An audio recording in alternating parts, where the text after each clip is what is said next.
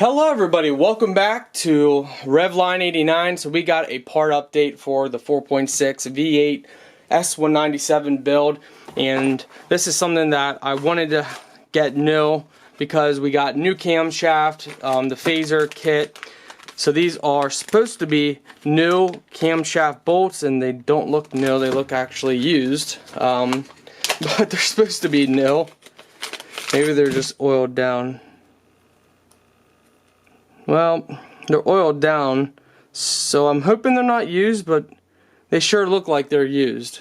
But, well, whatever. I think these are from, yeah, the camshaft bolt kit. So, we got these just to have extra for, in case they need it for the camshaft build.